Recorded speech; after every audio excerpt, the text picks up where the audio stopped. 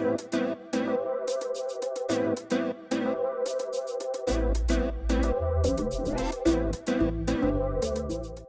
of course, let's start perhaps from the basics before we get into more details.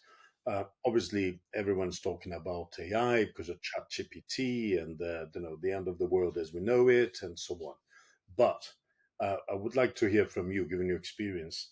Really, what's the difference between AI, machine learning, and what we keep hearing more now of generative AI. Briefly for us poor mortals, what is the difference, or are they the same thing? Yeah, you're right. It can be confusing. Um, Now, to start off, I mean, machine learning, AI, and generative AI that we see recently um, being picked up are basically interconnected but distinct concepts, right? So, artificial intelligence, so AI, is a broad term that refers, to machines or systems being able to simulate human intelligence, right? So, this is the broader term. Now, machine learning is kind of a subset of AI. That what it does, it involves the ability of machines to learn and improve from experiences without being explicitly programmed. So that's really the unique point of machine learning. And what it does is it uses algorithms to analyze the data, learn from it, and then make a decision or prediction. Um, Now, on the other hand, we've got generative AI, which is another subset of artificial intelligence. And really, what it involves is the creation of content. Now, it's capable of, generating text, not just text, but music, images, nowadays video as well, and has advanced to basically a point where the output can be not distinguishable from content created by humans and content created from systems or computers. So that's really the difference between these terms. Great. Now you work through the university and through, effectively, as you said, the spin out that's AI, on concepts, on systems, programs, whatever you call it. They're really kind of a linked to the creative sector, including journalism, and is about using this concept of artificial intelligence for for the benefit of what, in this case, more specifically, you're talking about newsrooms. Again, can you give me a kind of a sense check of what does that mean in practice in terms of what you are working with? Yeah, sure. So especially at Checked AI, so what we does is we utilize advanced AI technologies to help journalists discover new angles, voices, and content during the content creation process. And it's really about, the tool is designed to analyze tens of thousands of millions of news articles, also magazine articles and stories and scientific publications, and it actually helps the user, so the journalist, to find, but also help them to generate new angles and content that they maybe haven't thought about. So it's an easier and faster route in order to be more creative and start writing the stories that the journalists do. Now, what we use is we use natural language processing techniques, and without going too much into the technical details. So we're trying to distinguish and find entities. We do entity recognition and sentiment analysis to basically structure this news archive content and make it more searchable and easier to find angles and things that in order to improve the writing process. So these features, along with the advanced search algorithm, help you know journalists not only locate specific articles within the news archive, but it does it quickly, efficiently, but also helps them to be more creative in the writing process. So that's really what we're trying to do at Jacked AI.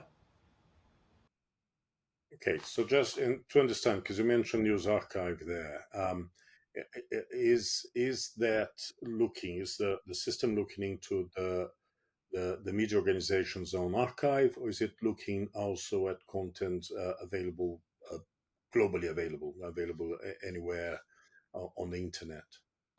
Okay, yeah, of course. I mean, clearly that what we have is um, different avenues. So we manipulate information generated from millions of published news stories, magazines and articles and scientific publications that exist, and they're out there, and we exploit these articles, and we have a processor in place where we process these articles daily in the thousands.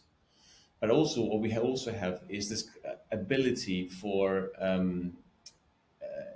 to integrate seamlessly with existing news archives. So imagine now if a user or a newsroom has a database of news stories that they want to exploit and see how they could actually find older articles in order to maybe generate some of the news articles that they want to write now.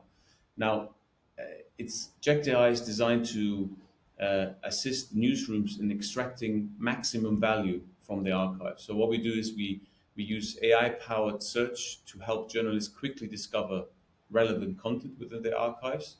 And what we do is we identify, again, we extract all the entities such as people, organizations, locations, and providing sentiment analysis to understand the tone of the articles. And the creativity engine then generates innovative ideas for news stories, exploiting the news archive that they already have in their hands that no one else has access to. So that's really the two sides of the exploitation and the usage that Jacked can use here. And there's quite a lot of benefit for newsrooms and journalists to use that. Can I mean, I'm not asking for a demonstration. This is not the kind of a session, but just try to understand a bit. So let's say I use it in my newsroom, and I want to use my archive as a source, or the wider source of information. What do I do? Like, for instance, about the recent developments in Russia with Putin and Wagner. Do I put Putin, Wagner, Ukraine war, and it gives me something, or do I have to be more intelligent with my questions in order for the artificial intelligence to help me as a useful source? Yeah, I understand what you're saying. Um, it is enough to start off the way you would search in a Google search engine. So what you just described with these search terms, yes, you can go into Jacked AI, put these terms in there, and you will start getting information, existing articles that are publicly available. Uh, and what Jacked actually then does is actually extracting entities and finding out which particular topics are dominating in these articles. But also, you can actually explore other topics that are less used or less frequent. So maybe that gives you a way to understand, to write something about a different angle that not a lot of people write about. And also, what it helps you to find is um,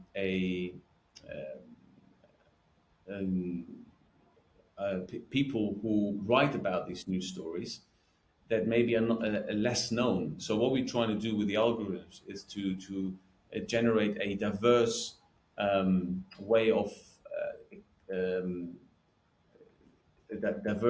diversify the content creation. So what we do is we have different voices. So we extract authors from these articles, but what we're trying to do is really assist them in breaking this filter bubble that often happens due to the overload of information by providing diverse angles and content options that might not be immediately obvious. So maybe from someone who wrote an article that is from a different country that you're based in. So we're trying to diversify and be balanced in the ethnicity as well as the gender spectrum.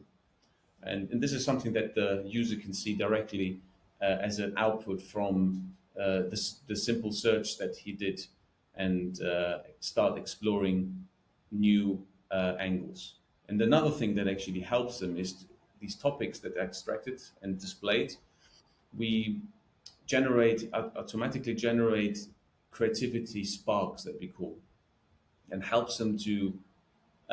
These are questions that help them to maybe find or start off an idea from a topic that they haven't thought about before. So it's really encouraging the user to be more creative.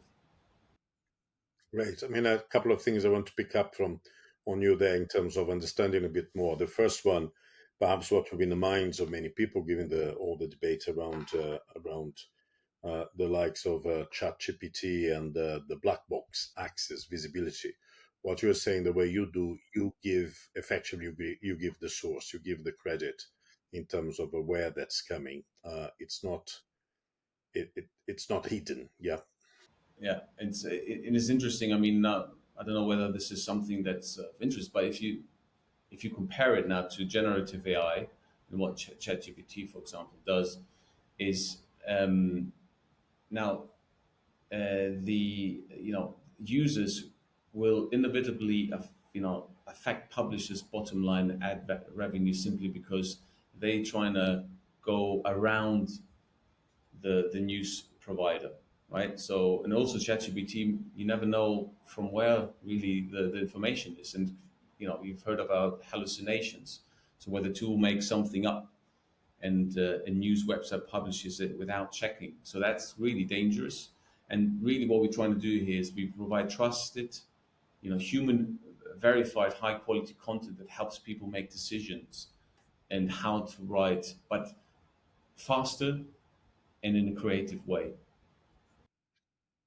Right. No, that's a relief for many, I think, when we're talking about a source, given that the concerns about you using a tool that gives you that can be a source of information, but you don't know quite where the information is quite a concern for many, as you would expect. So this is great. But the other element as well, I was going to explore with you, and I mean, this may apply to AI, but also other tools like that, is because that's a key thing for a journalist as well in terms of the concept of the source, of being a source. I would imagine still we are in the territory of the known knowns, as Donald Rumsfeld would describe it, and not the known unknowns. Basically, you cannot extrapolate necessarily about this is not being covered. These are questions not be asked. This is a kind of a source that hasn't been explored, and so on. Is that something that you think you're getting to, or it still is very much based on what exists and then potential angles or differences, different ways of approaching or using different voices? Yeah. So just to make sure I understood your question with regards to that. So what you're saying is how the user can really be sure about the sources that he sees. Yeah, it's less about the source, but one of the issues for when we begin to use about we start talking about using what's available there as a way of provide as being a source of different angles, different approaches, and so on. They still are based on what is already being done, yeah, not about what might be done. So let's say Ukraine again. It may talk about things that are being talked about or written about, but do we have, or are we moving towards the ability to say, look, all this is being said, but there's been no mention whatsoever of region X or city Y, so it might be worth keeping an eye on that, because journalists tend to only report what they know. They tend to be really poor at reporting what they don't know, or parts of the story they don't quite understand yet. Is that something that tools like that could help change that approach? Yeah, and completely see that this is a direction that AI will go into, especially in the newsrooms. And it seems to me that newsrooms should, or even journalists should see an opportunity here, rather than be scared of maybe what's coming in terms of the generative AI or generally the AI. Um, it is interesting to see the potential for newsrooms in terms of predicting certain events. And now we are actually trying with Inject AI. We are developing some new algorithms to help users see some certain gaps that exist in certain areas, in certain topics that are currently discussed. You mentioned about the war in Ukraine, and there might be some articles that write about potential consequences or ramifications. So we could actually find these particular articles, generate some angles from it and some interesting topics, and allow the user to be more creative in understanding what could be the potential outputs. Clearly, this is the initial stages, but I'm sure in 2-3 years' time we will have other tools available to be really be better in predicting what will happen in the future. And again, as I said, it's good for journalists to embrace AI, embrace this technology and whatever comes out, in order to be on top of things and to make sure that they don't lose the focus and really the essence of what a newsrooms want to provide a user, which is really provide trusted, human verified, high quality content that really helps make people make decisions in their daily lives. Ross, one last question. You talked about the benefits, and you make very strong arguments there.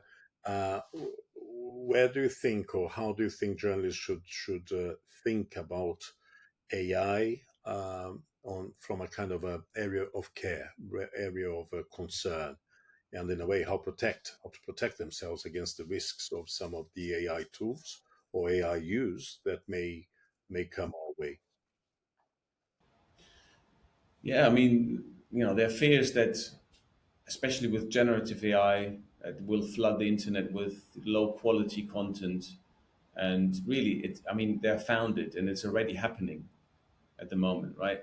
Now, although, it's depressing to see that's happening, but this is also an opportunity for, news brands to become a, destination of quality, as we said before, making sure the audience can turn to them to make sense of the world rather than looking at AI. And really, this is really an interesting opportunity. It's not going to be easy, but news or journalists should see an opportunity here and make sure that they continue to have this prioritize the direct relationship with the audience. And make sure that they become the destination for the users instead of just content producers. And this is really the risk. They should not be tempted to just present the content as they do now, but see how they could actually encourage a better relationship with their audience, and embrace also the technology that comes out from AI in the next weeks, months, or years. And I'm sure that it will be a good opportunity um, to embrace this opportunity here with AI.